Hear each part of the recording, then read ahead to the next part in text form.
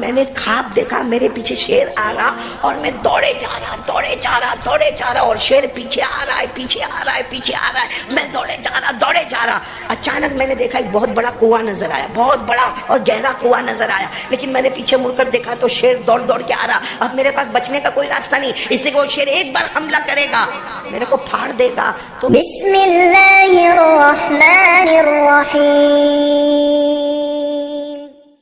کہا میں نے خواب دیکھا، یعنی حضرت عیسیٰ علیہ السلام کے دوست نے کیا دیکھا؟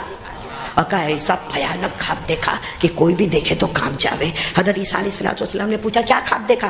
کہا میں نے خواب میں دیکھا کہ میں جا رہا ہوں، میرے پیچھے شیر آ رہا ہے، شیر لائن میرے پیچھے آ رہا ہے اور میرے اوپر حملہ کرنے کی کوشش کر رہا۔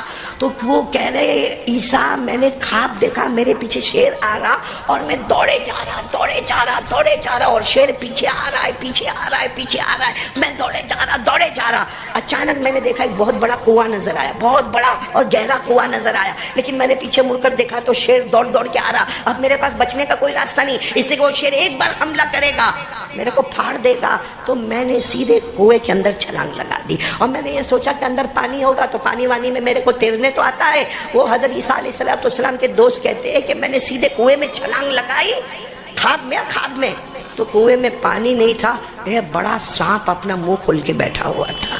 یعنی اب وہ حضرت عیسیٰ کو کہتے ہیں میں خواب میں اتنا چلایا کیونکہ اوپر جاوے تو بھی موت اور نیچے آیا تو بھی موت، کیونکہ اوپر جاؤں گا تو کون؟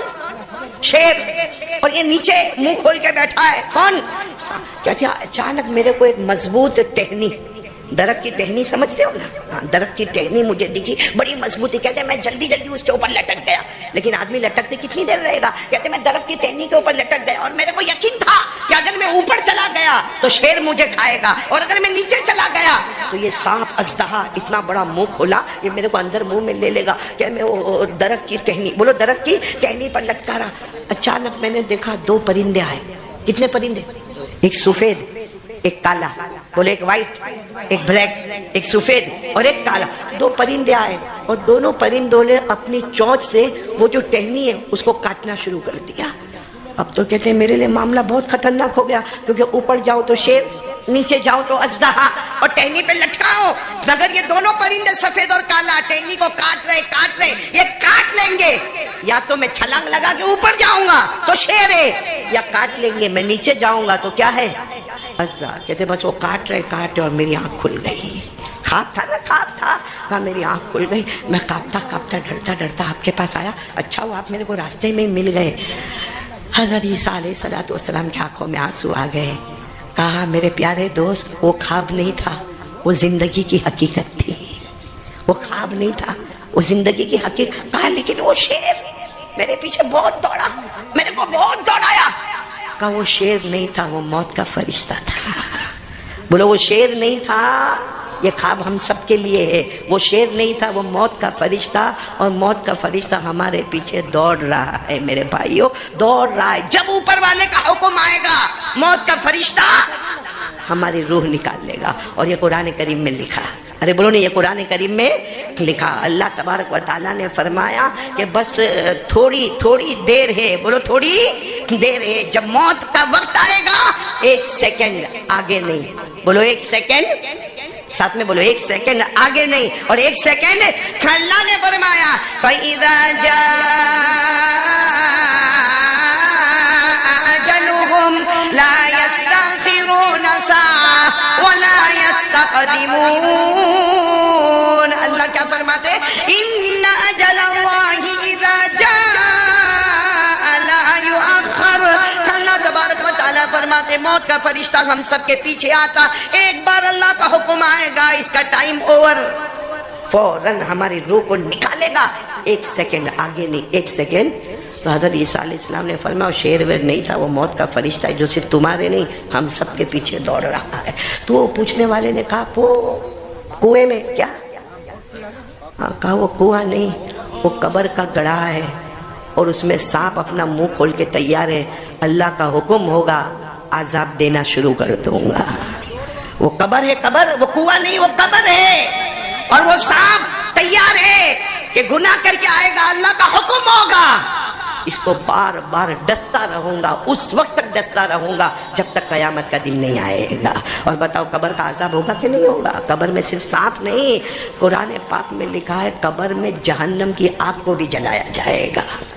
یہ قرآن میں لکھا، اللہ نے فرمایا النار یعرضون علیہا غدوا وعشیا۔